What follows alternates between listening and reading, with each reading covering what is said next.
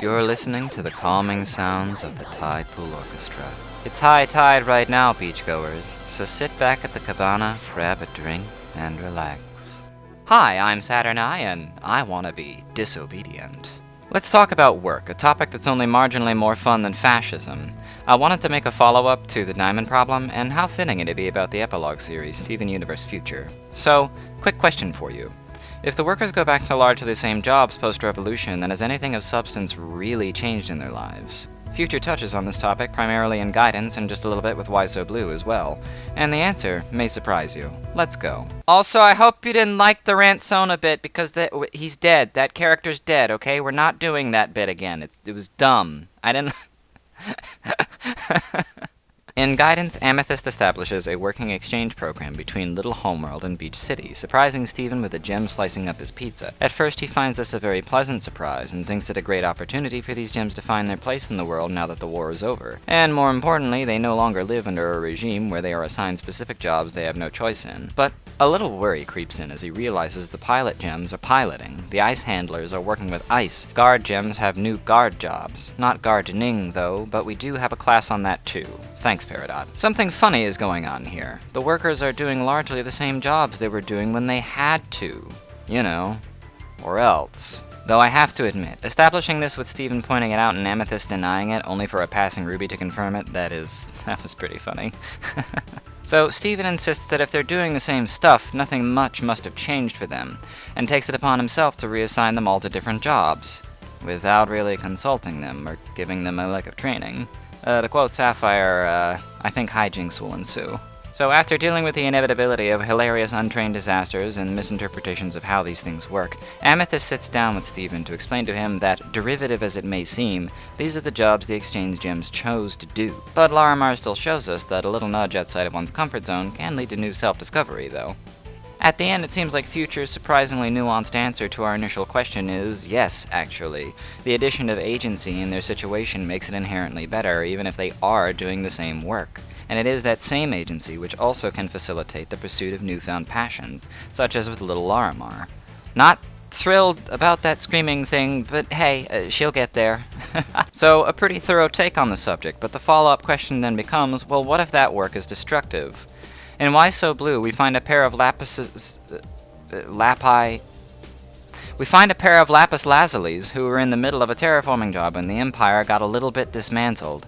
Normally, this wouldn't be such a big deal. Two blue gals slinging around huge slabs of rock and stone, what could be better? Well, the problem is there's some bio-life forms that are already occupying the planet. Very simple flora and fauna that can't push back, so it seems there wasn't any need for a full-scale invasion. Only oops, these other Lazulis kinda haven't figured out the whole empathy thing, like ours has. Fuck 'em. The stupid little goddamn plant monsters.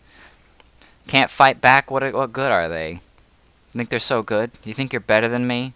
So, the bulk of the episode is spent trying to explain to them they can do other things with their time. Things that aren't harmful and destructive and just kinda callous, like, geez.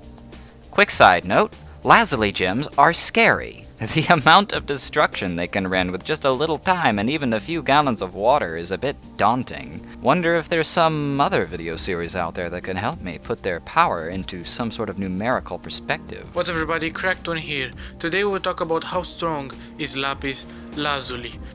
Could be pretty good. I'd certainly watch it, I said, lying because I don't watch those, I'm sorry. Anyway, our Lapis puts the fear of God into them, or I guess in this case, the fear of Neptune, and they finally cave on no longer exterminating the local species for no reason. And for at least one of them, it sinks in that there can be more to life than slinging around your horrific ability to drown or destroy entire worlds. So, if the job a totalitarian regime assigned you is destructive, snuffs out life, and obviously more importantly than those other two things, is no longer a societal need, Future says that such a job needn't stay available, even if it is the one a person might choose given the extra agency to do so. I have to admit, I don't always see eye-to-eye Jim with the Crooniverse's take on broader concepts like this. Retaliatory violence is not the same as oppressive violence. Oh my god, make it stop! But this is a pretty good examination of a scenario that most fiction doesn't even touch. Usually the bad rulers are deposed and we're told everything is better now, the end. So it's a nice surprise to see this aspect of anti-authoritarian fiction explored, and fairly well at that. See? I don't hate this show. Only the parts of it that are bad. Guess you know what that means. You're up next, Pearl. Guess that means I have to talk about Pearl next. No, I'm kidding. I'm not gonna do a fucking essay on why Pearl is bad. Hello everyone. Saturnine here again. Thank you for checking out episode 1.5 of High Tide. I called it episode 1.5 because I'm just kind of building off of stuff that I talked about in the last episode.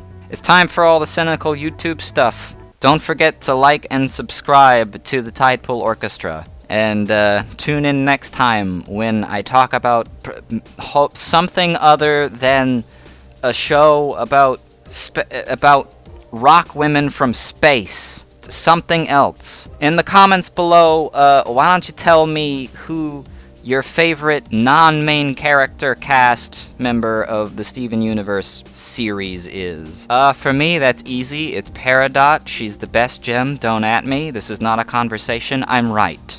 See you next time.